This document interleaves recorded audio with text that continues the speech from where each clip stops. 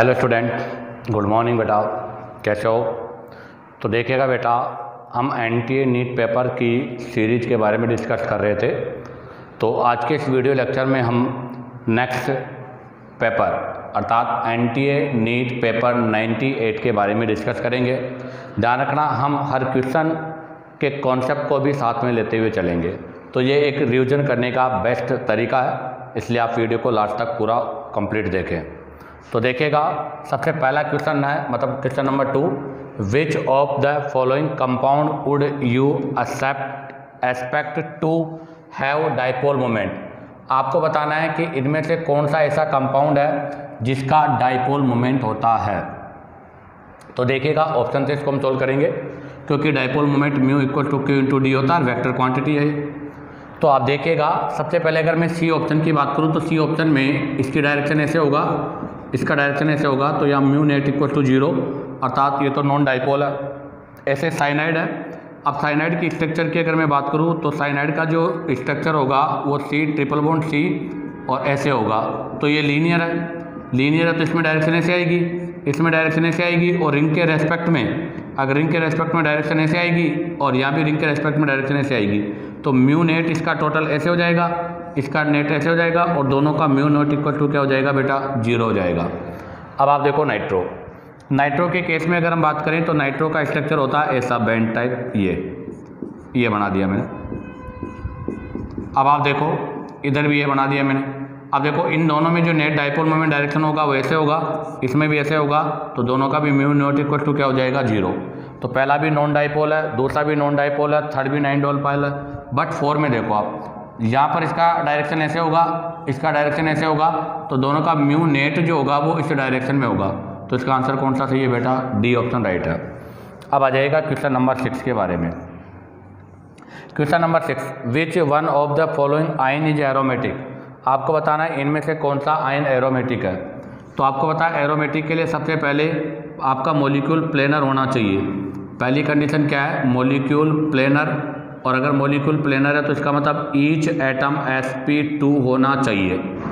Number 2 है कि आपके पास अगर प्लेनर है तो वहाँ पर साइक्लिक रेजोनेंस होना चाहिए। और नंबर 3 है कि साइक्लिक रेजोनेंस हो तो हक्कल्स के रूल का फॉलो होना चाहिए, अर्थात पाई पेयर जो है वो आपके क्या होने चाहिए, ओड होने चाहिए। तो देखो फर्स्ट ऑप्शन, पहले ऑप्शन में यहाँ पर कितना पाई पेयर है, sp2 और यहाँ पर केवल एक ही पाई पेयर है। अगर एक ही पाई पेयर है तो ये कंपाउंड आपका एरोमेटिक होगा। सेकंड में देखो, ये भी sp2 सभी sp2 है, बट यहाँ पर 2 पाई पेयर है, और 2 पाई पेयर होने की वजह से ये एंटी एरोमेटिक होगा। अब आ जाएगा थर्ड ऑप्शन में। थर्ड ऑप्शन में देखिएगा, ये sp2, ये भी sp2, ये भी sp2, ये भी sp2, ये भी sp2, बट ये वाला sp2 नहीं है, ये sp3 है। और अगर ये sp3 है तो आपको पता है ये क्या हो जाएगा, नॉन एरोमेटिक हो जाएगा। फोर्थ में देखो, sp2, बट ये sp3 है। अगर ये sp3 है तो ये कंपाउंड भी आपका क्या होगा, नॉन एरोमेटिक होगा। तो बताओ आपकी क्वेश्चन नंबर 6 का आंसर क्या होगा, फर्स्ट। तो ध्यान दें, क्वेश्चन नंबर 2 का आंसर होगा डी, और क्वेश्चन नंबर 6 का आंसर होगा ए। अब आप चाहो तो इसका स्क्रीनशॉट ले लीजिएगा। अब हम यहाँ से नेक्स्ट क्वेश्चन के बारे में डिस्कस करेंगे। तो देखिएगा बेटा, next question number 9, the IUPAC name of the following compound is. आपको ये जो कंपाउंड दे रखा है इसका IUPAC नेम बताना है। तो देखिएगा, सबसे पहला IUPAC के लिए हम selection of the longest carbon chain करेंगे, और उसके बाद नंबरिंग करेंगे, उसके बाद रूल लगाएंगे। रूल क्या है, तो रूल में पहले आएगा लोकेंट्स के बाद में आएगा प्रीफिक्स के बाद में रूट नेम के बाद में सफिक्स प्राइमरी, और उसके बाद में सफिक्स सेकेंडरी। तो आप ज़रा देखो, सबसे पहले लॉन्गेस्ट चेन की बात करें तो 1 2 3 4 5 6 7 8 9 10 कार्बन का चेन हो गया। रही बात नंबरिंग की, तो नंबरिंग यहाँ से होगा क्योंकि डबल बॉन्ड की वजह से कम नंबर मिलेगा। तो 1 2 3 4 5 6 7 8 9 10। तो बताओ 3 पर मिथाइल है, 5 पर 6 पर, दोनों पर इथाइल है। तो बताओ क्या हो जाएगा। तो पहले लिखेंगे 5 6 लोकेंट डाई इथाइल प्रीफिक्स, और 3 पर मिथाइल है, अगेन 3 मिथाइल, ये लोकेंट और प्रीफिक्स। अब आएगा रूट नेम, कितने कार्बन है टोटल, 10 के लिए डैक। सफिक्स प्राइमरी बॉन्ड है कितने पर, 4 पर, 4 इन। उसके बाद में सफिक्स सेकेंडरी कोई भी फंक्शनल ग्रुप नहीं है, तो तो ये इसका IUPAC नेम हो जाएगा 5,6 डाई इथाइल 3 मिथाइल डेक 4 इन। तो बताओ इनमें से कौन सा आंसर सही है? First 5,6 di ethyl 3 methyl deck 4 इन, पहला ही राइट है बेटा। तो अब आ जाइएगा क्वेश्चन नंबर 11। क्वेश्चन नंबर 11 में अगर हम बात करें, सॉरी बेटा, इसका जो डी ऑप्शन है इसमें यहाँ पर 8 आएगा, तब जाके आपका फर्स्ट आंसर राइट हो जाएगा। अगर मैं यहाँ भी 3 लगाऊंगा तो ये दोनों तो एक ही हो जाएंगे, इसलिए यहाँ पर आप 8 कर लीजिएगा। अब हम बात करेंगे question number 11, number of structural isomers of C4H10O C4H10O that are ether. इसके केवल हमें ईथर वाले आइसोमर्स बनाने हैं। तो पहले तो इसका ड्यू चेक करो। तो इसका ड्यू चेक करने के लिए 2 मल्टीप्लाई बाई कार्बन प्लस का 2 माइनस का hydrogen divide by 2 equal to 0, अर्थात यहाँ पर ड्यू 0 आ रहा है, तो यहाँ पर कोई भी बॉन्ड नहीं होगा, सभी सिंगल बॉन्ड का पार्ट है। अब इसमें ईथर के आइसोमर्स बनाने हैं। तो देखो सबसे पहला आइसोमर्स कौन सा होगा, या बना देता हूँ मैं। तो कितने कार्बन है? 4, तो CCCOC ये बनेगा। अब आप जरा देखो इधर कितने कार्बन का चेन है बेटा? 3 कार्बन का चेन है, और हमें पता है 3 कार्बन चेन की 2 फॉर्म होती है, एक एन और एक आइसो। तो इसका सेकंड फॉर्म हम आइसो बना देंगे ये। अब हम क्या करेंगे, 3 कार्बन था, एक कार्बन उधर ले जाएंगे। तो बताओ एक कार्बन को उधर ले जाएंगे तो अब 2 कार्बन हो जाएंगे। अब इधर कितने कार्बन हो गए? 2। आपको पता है 2 कार्बन का कोई चेन नहीं होता, इसका मतलब ये पॉसिबल नहीं है। फिर अगर हम एक कार्बन और उधर ले जाएंगे तो उधर 3 हो जाएंगे, यही वापस हो जाएगा। तो बताओ कितने आइसोमर्स का फॉर्मेशन हो रहा है? 1 2 3 आइसोमर्स का फॉर्मेशन हो रहा है। तो बताओ इसका आंसर क्या होगा बेटा? C होगा। तो ध्यान दे, क्वेश्चन नंबर 9 का आंसर A होगा और क्वेश्चन नंबर 11 का आंसर क्या होगा बेटा? C। तब आप यहाँ से इसका स्क्रीनशॉट ले लीजिएगा। अब हम यहाँ से नेक्स्ट क्वेश्चन के बारे में डिस्कस करेंगे। तो देखिएगा बेटा नेक्स्ट क्वेश्चन नंबर 12। तो अब हम डिस्कस करेंगे question number 12। In the given reaction, ये आपको रिएक्शन गिवन है C2H5 CH3 BrC3H7, अर्थात ये आपका क्रेल सेंटर है बेटा, क्योंकि इसमें चारों ग्रुप डिफरेंट है। इसका रिएक्शन NAI इन एसीटोन। तो देखो अगर मैं केवल NAI इन एसीटोन कराता तो रिएक्शन SN2 होता, बट आप देखिएगा यहाँ पर मैंने NAI इन एसीटोन के साथ में वाटर भी लिया है, अर्थात यहाँ पर हमने जो सॉल्वेंट लिया है वो सॉल्वेंट कौन सा है? पोलर सॉल्वेंट है। और अगर पोलर सॉल्वेंट है तो ऐसी कंडीशन पर SN2 नहीं बेटा SN1 होगा। और एक चीज़ और बता दूं, क्योंकि आप देखिएगा जो कार्बन आप ले रहे हो वो 3 डिग्री है, तो आपको पता होना चाहिए कि 3 डिग्री हैलाइड के केस में, आपको पता होना चाहिए कि 3 डिग्री हैलाइड के केस में SN1 रिएक्शन होता है। और जब SN1 रिएक्शन होता है और अगर उसके अंदर क्रेल कार्बन है तो ऐसी कंडीशन पर बेटा क्या होगा? रेसेमाइजेशन होगा। और रेसेमाइजेशन का मतलब है पेयर ऑफ एनियोमर्स का फॉर्मेशन होगा। तो यहाँ पर जो Br से रिप्लेस होगा उसमें आयोडाइड लेफ्ट साइड भी होगा और राइट साइड भी होगा। तो देखो इसका आंसर क्या होगा? फर्स्ट ऑप्शन भी राइट है, सेकंड भी राइट है, तो इसका आंसर होगा बेटा C, mixer of A and B। अर्थात हम ऐसे कहेंगे कि हमारे पास यहाँ पर क्या बनेगा? पेयर ऑफ एनियोमर्स बनेगा। अर्थात हम क्या बोलेंगे कि हमारे पास यहाँ पर रेसेमिक मिक्सर का फॉर्मेशन होगा। तो ध्यान दे बेटा, इसमें गलती मत करना। कई बच्चे गलत इसलिए कर देते हैं क्योंकि NAI इन एसीटोन की प्रेजेंस में तो सर SN2 होता है। बिल्कुल बेटा SN2 होता है, बट आप देखो एक तो यहाँ पर H2O वाटर पोलर एलिमेंट दे रखा है, दूसरा आपका जो सब्ट्रैक्ट है वो 3 डिग्री है। और आपको पता होना चाहिए कि 3 डिग्री हैलाइड की प्रेजेंस में SN1 होता है, SN2 नहीं होता। और जब SN1 में क्रेल कार्बन वाला होता है तो रेसेमाइजेशन होगा, इसलिए इसमें रेसेमाइजेशन प्रोडक्ट का फॉर्मेशन होगा। अब आ जाएगा next question number 16। Consider the following compound basic nature. आपको एक कंपाउंड दे रखे हैं, इनकी बेसिक नेचर के बारे में डिस्कस करना है। तो आप जरा देखो फर्स्ट के अंदर pH रिंग के साथ है, तो यहाँ पर भी लोन पेयर क्या होगा? डीलोकेलाइज होगा। यहाँ पर भी लोन पेयर क्या होगा बेटा? डीलोकेलाइज होगा। और यहाँ पर भी बेटा लोन पेयर क्या होगा? डीलोकेलाइज होगा। तो इन तीनों में तो लोन पेयर डीलोकेलाइज है, बट इसका लोन पेयर डीलोकेलाइज नहीं बेटा, लोकेलाइज है। और आपको पता है जिसका लोन पेयर लोकेलाइज होता है उसका बेसिक स्ट्रेंथ भी क्या होता है? मोर होता है। तो क्या कंक्लूजन है बेसिक स्ट्रेंथ का वो देखो।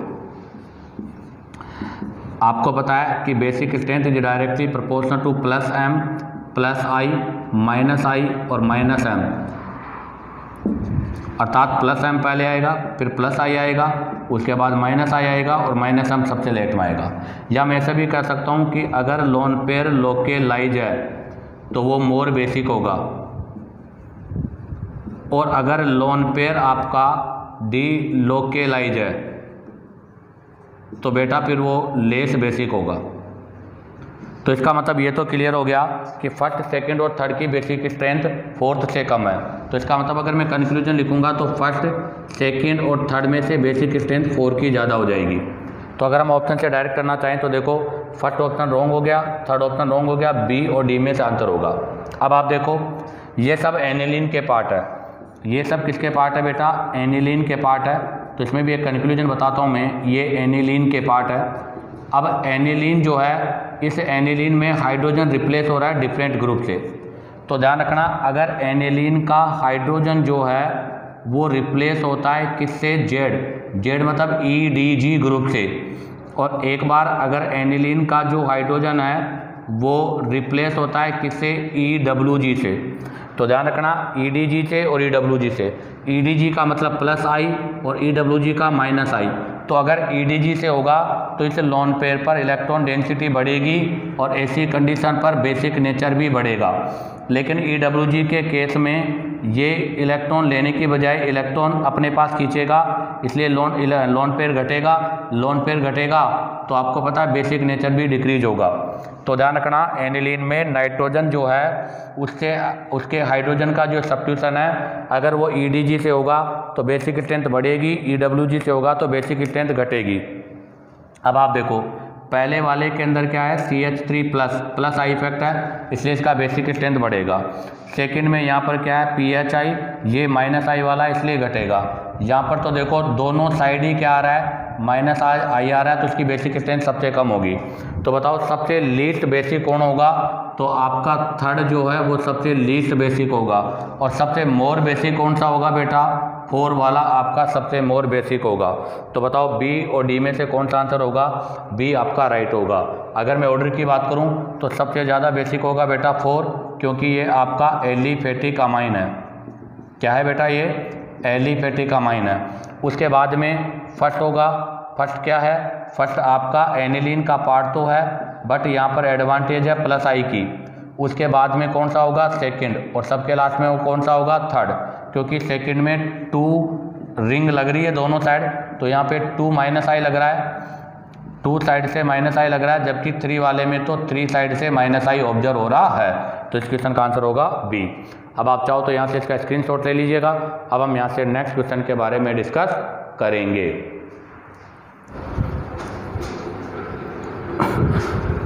तो देखिएगा बेटा, next question number 17, the concerted aqueous solution of potassium salt of acetic acid and propionic acid. ये 2 अलग अलग क्वेश्चन है, इनको सोल्व करना है। Which of the following hydrocarbon is are produce, इनमें कौन सा हाइड्रोकार्बन बनेगा?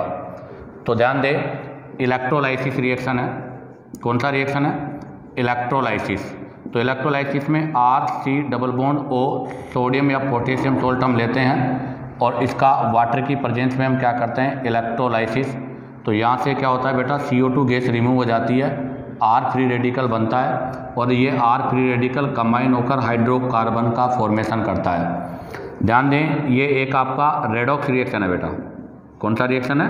रेडॉक्स रिएक्शन है, जिसमें ऑक्सीडेशन और रिडक्शन दोनों होंगे। ऑक्सीडेशन किस पर होता है बेटा? एनोड पर, और रिडक्शन किस पर होता है बेटा? कैथोड पर होता है। एनोड पर क्या बनेगा? एनोड पर आपके एल्केन प्लस CO2 गैस, और जो आपका कैथोड है उस पर हाइड्रोजन और NaOH का फॉर्मेशन होता है। तो बताओ इस रिएक्शन में प्रोडक्ट क्या होगा? तो एक तो लेना है मुझे एसिटिक एसिड का, तो CH3C+O potassium salt of acetic acid. अगर इसका हाइड्रोलाइसिस करूँगा, यहाँ से CO2 बाहर हो जाएगी, CH3 मिथाइल फ्री रेडिकल बनेगा, कंबाइंड होकर क्या बना देगा? इथेन का फॉर्मेशन कर देगा। सेकंड है प्रोपियोनिक एसिड, तो CH3 CH2 C+O, ये प्रोपियोनिक एसिड का सोल्ट हो गया। यहाँ से क्या होगा? CO2 गैस रिमूव हो जाएगी और यहाँ पर इथाइल फ्री रेडिकल बन जाएगा, कंबाइन होकर 4 कार्बन का एल्केन बना लेगा। तो बताओ इस क्वेश्चन का आंसर क्या होगा? Only ethane, wrong. Only propane, wrong. Ethane and butane, बिल्कुल राइट। सी में ब्यूटेन तो बन जाएगा, लेकिन यहाँ पर प्रोपेन नहीं बनेगा, इसलिए ये भी रॉन्ग है। तो इस क्वेश्चन का आंसर होगा बेटा सी। अब आप चाहो तो इसका स्क्रीनशॉट ले लीजिएगा। अब हम यहाँ से नेक्स्ट क्वेश्चन के बारे में डिस्कस करेंगे। तो देखिएगा बेटा next question number 18, which of the following carbonyl compounds will give racemization reaction in presence of acid और बेस। इसका मतलब आपको बताना है कि इनमें से कौन सा कार्बोनिक कंपाउंड रेसेमाइजेशन देगा। और आपको पता है बेटा रेसेमाइजेशन के लिए क्रेल सेंटर का होना कंपलसरी है। तो हमें यहाँ पर क्रेल सेंटर चेक करना है। तो पहले में आप देखिएगा ये भी क्रेल नहीं है, ये भी क्रेल नहीं है और ये भी क्रेल नहीं है, तो इसका मतलब फर्स्ट आपका रॉन्ग हो गया। सेकंड, ये क्रेल नहीं है, बट आप इस कार्बन को देखो, इस कार्बन के चारों ग्रुप डिफरेंट है, ये क्रेल है और ये अगर ये क्रेल है, तो जब इस पर हम रिएक्शन करेंगे तो यहाँ से हमें क्या होगा, रेसेमाइजेशन होगा। कैसे, जैसे मैं इसके लिए एग्जांपल ले लेता हूँ। कार्बोनिल कंपाउंड का मेन कैरेक्टर है NAR न्यूक्लियोफिलिक एडिशन और वो एसिड है, तो यहाँ पर इस किसकी प्रेजेंस में होगा, बेस की प्रेजेंस में ये रिएक्शन होगा। अब आप देखो हाइड्रोजन साइनाइड का इस पर रिएक्शन करूंगा, न्यूक्लियोफिलिक एडिशन रिएक्शन होगा, तो यहाँ से क्या बन जाएगा, यहाँ से बन जाएगा CH3OH, ऊपर आ जाएगा CN और इधर क्या आ रहा है CH2H5 और इधर क्या आ जाएगा CH3 ग्रुप आ जाएगा। अब आप जरा देखो जो कंपाउंड आप ले रहे हो क्या इसमें क्रेल सेंटर है या नहीं है, तो इसमें 2 क्रेल सेंटर है और अगर ये दोनों क्रेल सेंटर है तो इसका मतलब कन्फर्म है यहाँ पर जो आपका प्रोडक्ट बनेगा वो प्रोडक्ट क्या बनेगा, पेयर ऑफ एनियोमर्स का फॉर्मेशन होगा। किसका फॉर्मेशन होगा, पेयर ऑफ एनियोमर्स, अर्थात यहाँ पर आपके रेसेमिक मिक्सर का फॉर्मेशन होगा। तो ध्यान दें रेसेमाइजेशन वाले क्वेश्चनों का ट्रिक्स या लॉजिक क्या होता है, उसके अंदर हमें आपका जो भी ग्रुप है अर्थात जो भी फंक्शनल ग्रुप है उससे लगा हुआ कार्बन अल्फा कार्बन और जो अल्फा कार्बन है वो अल्फा कार्बन आपका क्या होना चाहिए, क्रेल सेंटर होना चाहिए। तो वो कौन से ऑप्शन के अंदर है, सेकंड में। ये फंक्शनल ग्रुप इससे लगा हुआ अल्फा कार्बन क्रेल है, तो इसी कंडीशन पर रेसेमाइजेशन होगा। इसलिए क्वेश्चन नंबर 18 का आंसर क्या होगा बेटा, बी। अब आप देखो सी में क्यों नहीं होगा आंसर, क्योंकि सी में ये क्रेल नहीं है, यहाँ भी मिथाइल यहाँ मिथाइल है। डी क्यों नहीं होगा, क्योंकि डी के अंदर तीनों ही मिथाइल है, इसलिए सी और डी आंसर आपका रॉन्ग है। अब आप चाहो तो इसका स्क्रीनशॉट ले लीजिएगा। अब हम यहाँ से नेक्स्ट क्वेश्चन के बारे में डिस्कस करेंगे। तो देखिएगा बेटा next question number 21, match list first with list second and select this correct answer using code given below the list। आपको दो लिस्ट है, list first and list second. List first के अंदर कुछ आपको दे रखे हैं, लिस्ट सेकंड में उनको मैच करना है। तो सबसे पहले दे रखा है न्यूक्लिक एसिड। तो बताओ न्यूक्लिक एसिड क्या होते हैं, तो nucleic acid are the polynucleotide. तो ध्यान रखना न्यूक्लिक एसिड होते हैं, न्यूक्लिक एसिड से बनता है न्यूक्लियोसाइड्स और आपके न्यूक्लियोसाइड से बनता है न्यूक्लियोटाइड्स। तो इसका मतलब क्या होगा, और ये जो पूरी फॉर्म है इसको बोलते हैं पॉलीन्यूक्लियोटाइड्स। तो ये पॉलीन्यूक्लियोटाइड्स है, तो इसका मतलब पी तो क्या हो गया 3, तो पी में आ गया 3। यूरेसिल, आपको पता है डीएनए आरएनए दो होते हैं। डीएनए में नाइट्रोजनी बेस भी 2 टाइप के होते हैं, एक प्यूरिन और एक पिरीमिडीन।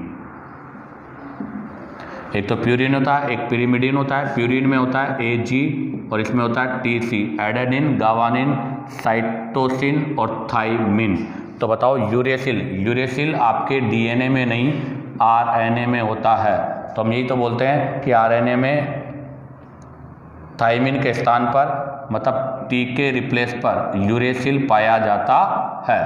तो यूरेसिल का लिंक किससे है, आरएनए से। तो P में 3 हो गया, तो बताओ Q में क्या हो जाएगा, R, Q में 4 हो जाएगा। थाइमिन, थाइमिन डीएनए से लिंक है, तो R में क्या हो जाएगा, फर्स्ट हो जाएगा। डबल हेलिक्स स्ट्रक्चर, आपको पता है डबल हेलिक्स स्ट्रक्चर किसका होता है, डीएनए का, तो S में भी क्या हो जाएगा 1। तो बताओ कौन सा आंसर सही है, P में 3, P में 3 पहला रॉन्ग हो गया। Q में 4, Q में 4 सेकंड, तो इसमें सेकंड आंसर आपका राइट हो गया। अब आप चाहो तो इसका स्क्रीनशॉट ले लीजिएगा। अब हम यहाँ से नेक्स्ट क्वेश्चन के बारे में डिस्कस करेंगे।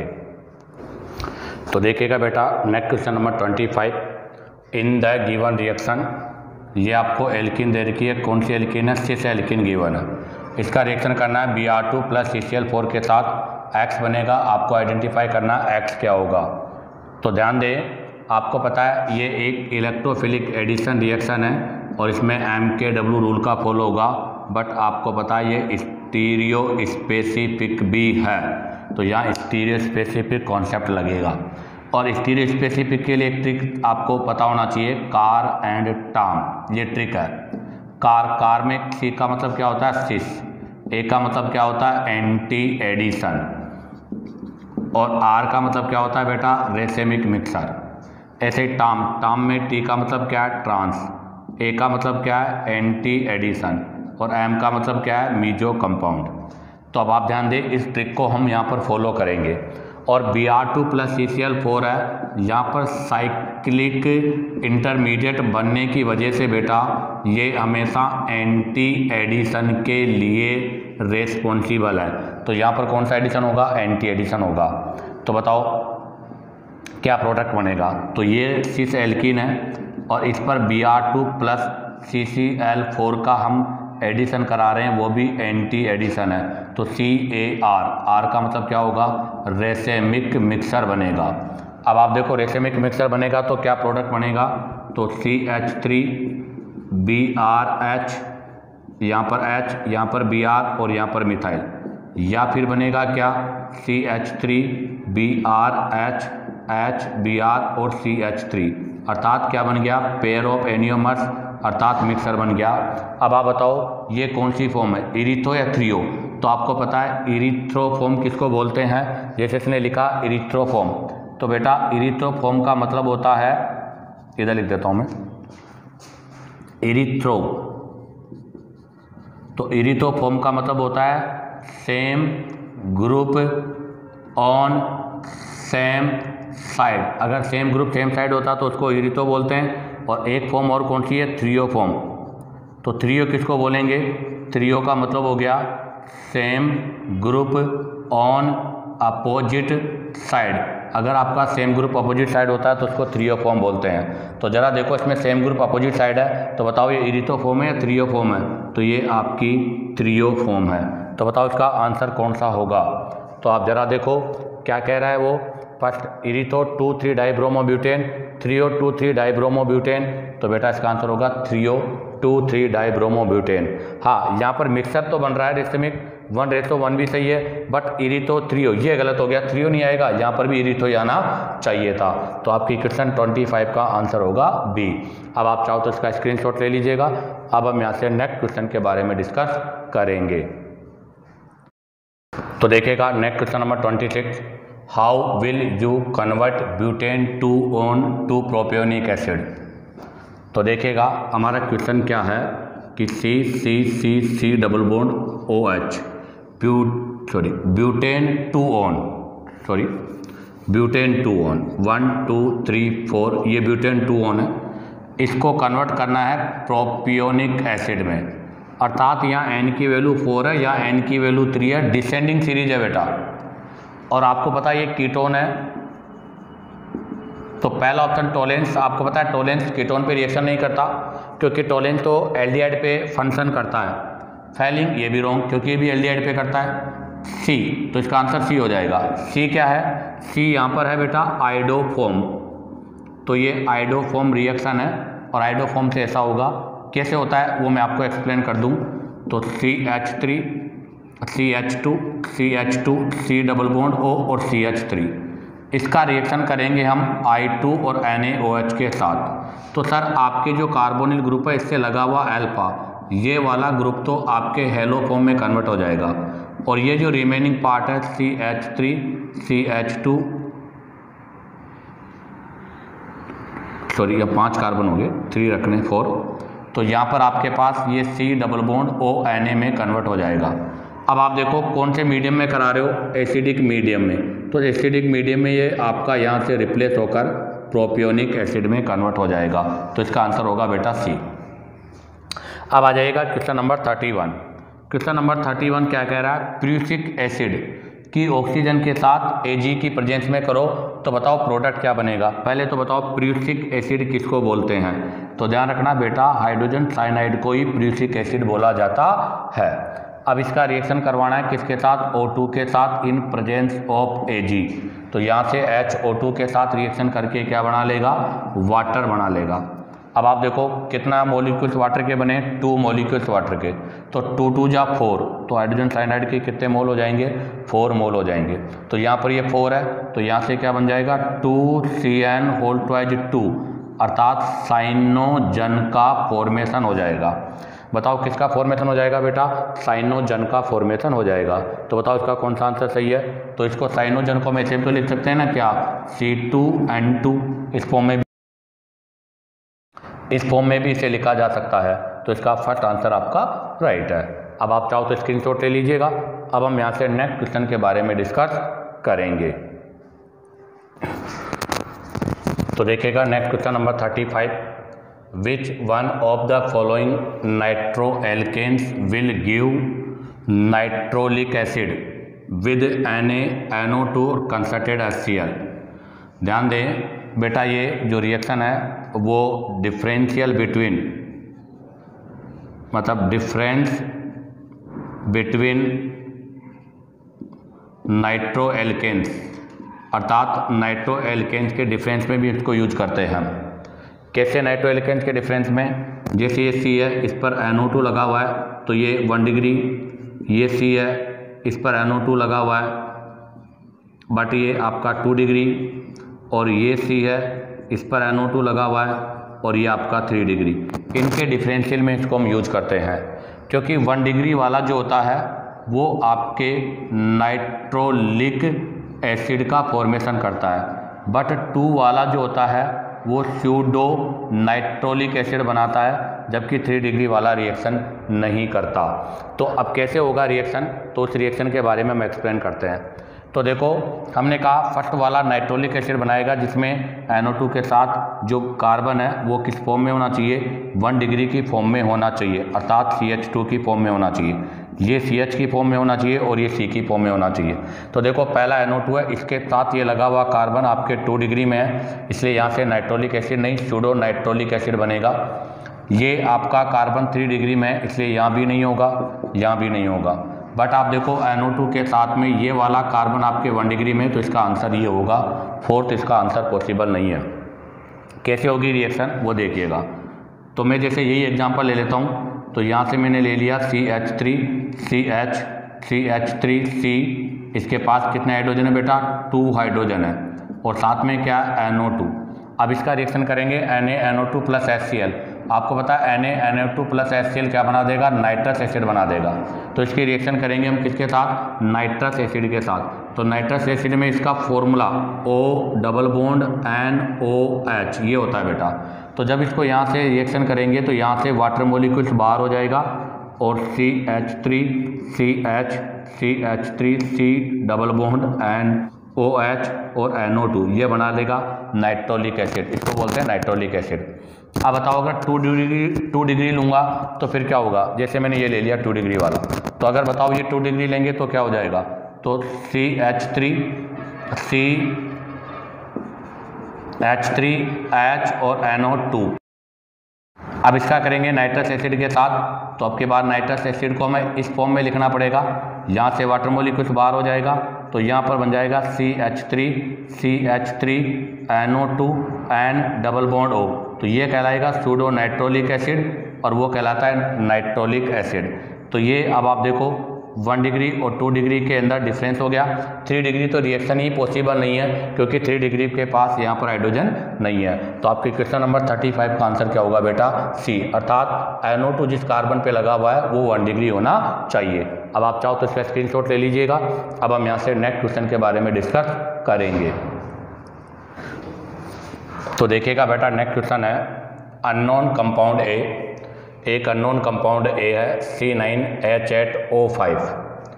तो अगर मैं इसका DO निकालूं तो 2 मल्टीप्लाई बाई 9 प्लस का 2 माइनस का 8 डिवाइड बाई 2, तो ये 26 हो जाएगा, अर्थात रिंग, और रिंग के बाहर भी कितने कार्बन है, 3 कार्बन है। तो 3 कार्बन में से एक जगह तो मैं C double bond O CH3 ester लगा देता हूँ और एक जगह मैं कार्बोक्सिलिक एसिड बना देता हूँ।